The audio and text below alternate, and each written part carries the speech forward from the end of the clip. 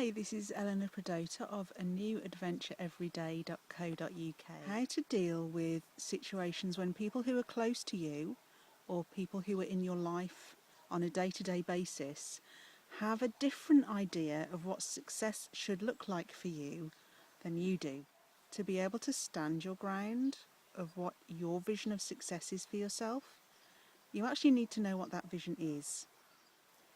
You need to have a sense, not a really clear, detailed, down to the nuts and bolts sense of what your version of success is, but just have a really clear sense from your heart and from your gut as to what it is you want in your life. What does success sound like, taste like, feel like, as well as look like for you? And that can be pretty vague, but as long as you have some kind of positive sense of what success is for you, it'll make it much easier to stand firmly in that when you're facing other people with different views.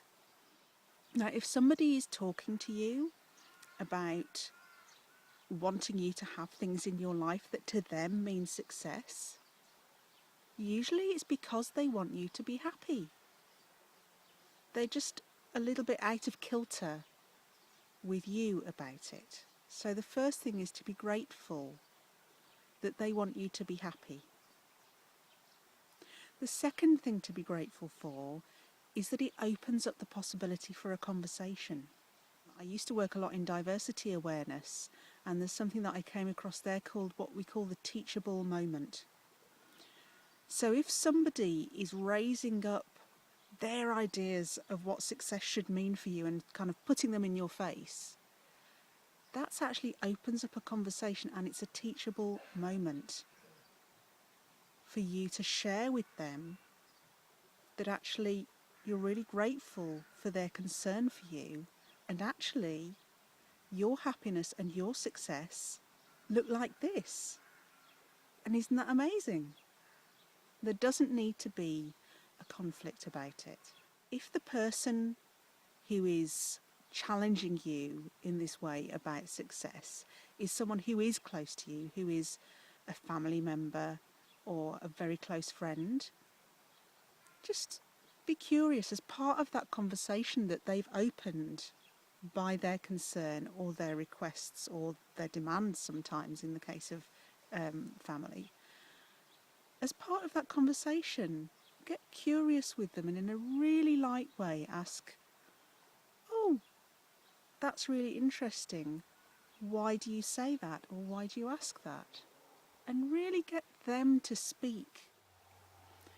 You can also get curious about your own reactions to those situations.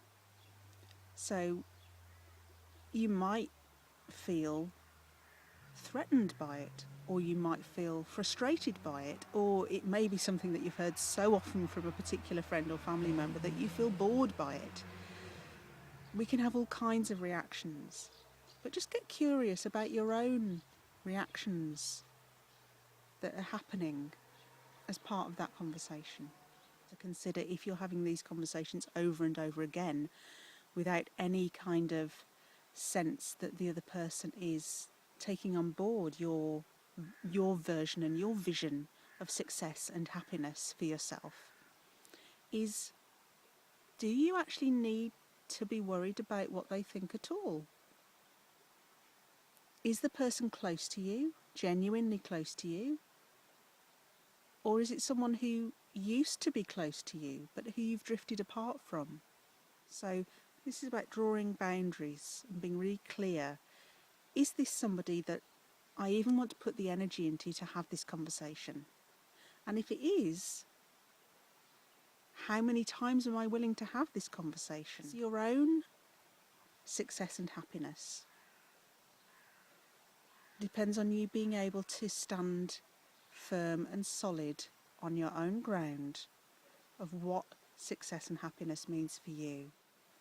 And it's important to be able to hold on to that and to flow with that, and not to let other people's opinions trump your own sense of yourself and your value and your success in the world and what that looks like and what that means. So I'd love to hear your thoughts on times when you find it easy to have those kinds of conversations and times when you find it difficult, and also just your thoughts about what success means and the places where you feel challenged about living into and flowing with your version and your vision of success. So please leave a comment down below. I really look forward to having a conversation with you, and I'll see you soon. Bye for now.